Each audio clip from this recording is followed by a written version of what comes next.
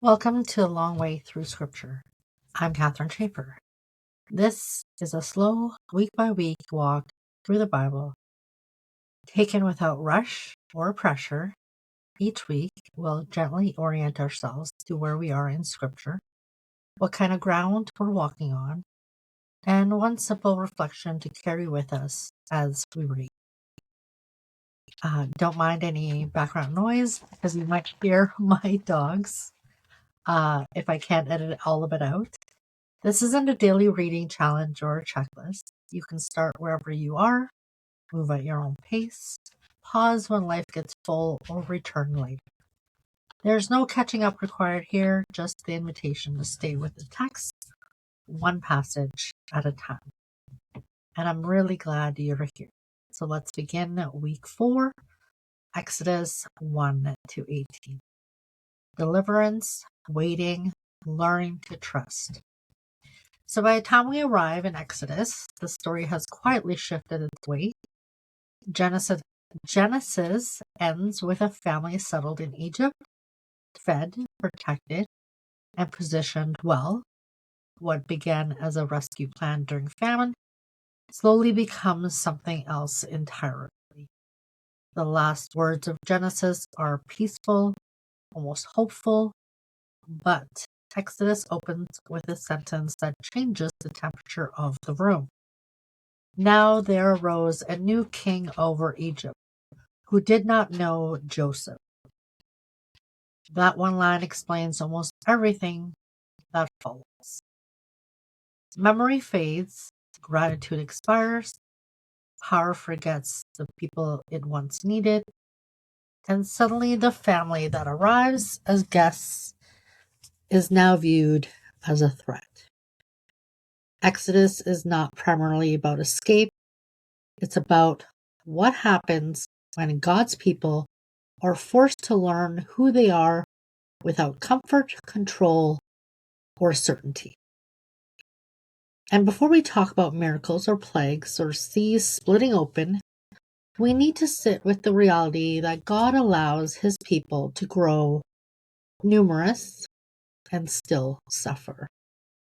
The Israelites multiply, they flourish. Instead of this being celebrated, it frightens Pharaoh. So fear becomes policy, and policy becomes oppression. This is where Exodus begins, not with rescue, but with pressure. The text does not rush past the years of forced labor. It doesn't minimize the weight of brickmaking or the exhaustion of endless quotas. Scripture slows here on purpose. Because before God delivers his people from something, he forms them through something. Then something quiet but world-altering happens. 2 midwives, Shifru and Puah, refuse to cooperate with Pharaoh's death order. They fear God more than the king. Their obedience is not loud or dramatic. It's domestic, hidden, dangerous in small ways. Exodus wants you to notice this. Deliverance often begins with ordinary courage, not spectacle. Moses is born into this tension. His life begins with concealment. A child hidden, placed in a basket, pushed into the unknown with no guarantees. His survival is not clean or heroic. It's fragile, and it depends on women acting faithfully in place of quiet risk. Moses grows up between worlds, Hebrew by birth, Egyptian by education, belonging fully to neither. And that fracture matters, because the deliverer of Israel will first learn what it means to live displaced. When Moses kills the Egyptian and flees, it doesn't look like calling fulfilled.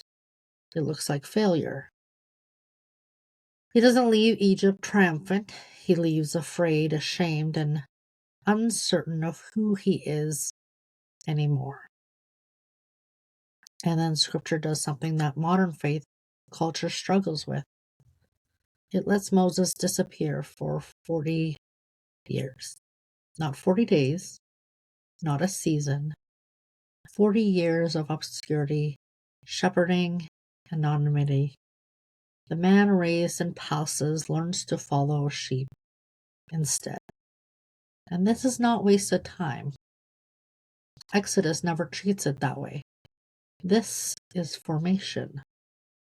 God meets Moses in the wilderness, not while he's striving, but while he's tending someone else's flock. The burning bush is not a call to greatness, it's a call to return. And Moses resists it with every insecurity he has. Who am I? What if they don't believe me? What if I say the wrong thing? God does not answer those questions the way Moses wants. He doesn't give Moses a confidence seminar. He gives him his name. I am who I am. Which is another way of saying, you don't need to be enough. I already am. When Moses returns to Egypt, the story tightens. Pharaoh's heart hardens.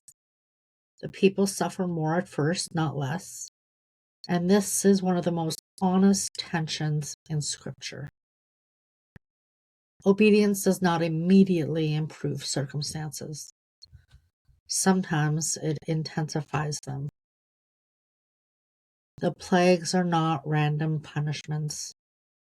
They are deliberate dismantlings of Egypt's false gods, control, power, fertility, order.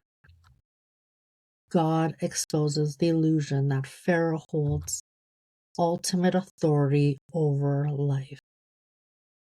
But even here, Exodus doesn't let us romanticize deliverance. The cost is real. Judgment is heavy. The Passover is both rescue and grief held in the same night. Israel leaves Egypt not because they were strong, but because God was faithful to a promise made generations earlier.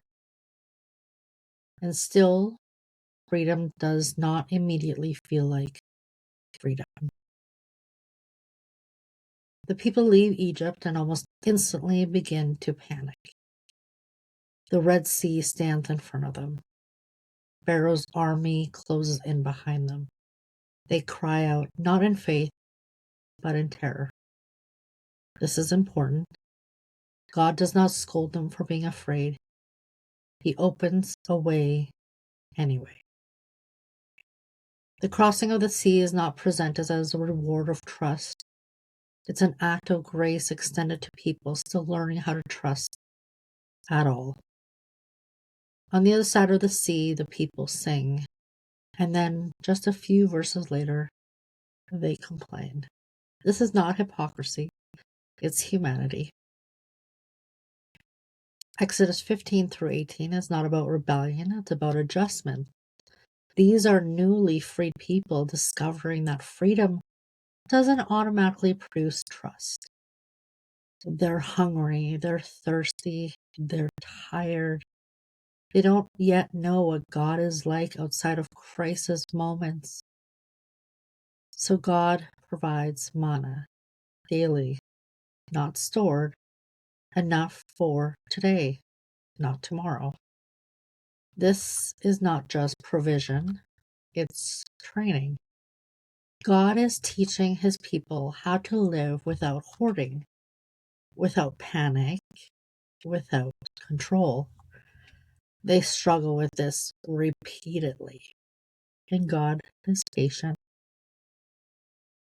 Exodus 17 brings water from the rock, not because the people asked well, but because they needed water. God meets need even when faith is thin. Then comes something subtle but essential in Exodus 18. Moses is exhausted. He is overfunctioning. carrying responsibility God never asked him to carry alone. And it's his father-in-law, an outsider, who names the problem, and this matters. Deliverance doesn't end with escape. It continues with learning how to live differently. God's people must unlearn slavery patterns, including burnout, fear-based leadership, and isolation. By the end of Exodus 18, Israel is free, but not yet formed, safe, but not yet settled, delivered, but still learning what it means to depend on God daily. And that's where we pause this week. Not because the story stops, but because this is enough ground to walk slowly. So as you read Exodus 1 to 18, don't rush to Sinai. Sit with the wilderness. Notice how often God provides before people understand Him. Pay attention to the long stretches between miracles. This is not a story about heroic faith. It's a story about faithfulness meeting fragility. And that is a story worth lingering in. As you move into the reading this week, remember, there's no rush. Read slowly. Read a little at a time, or simply sit with the passages, if that's what the week allows. Scripture doesn't ask us to perform. It invites us to remain.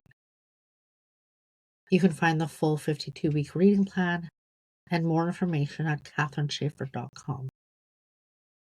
Thank you for walking this long way with me.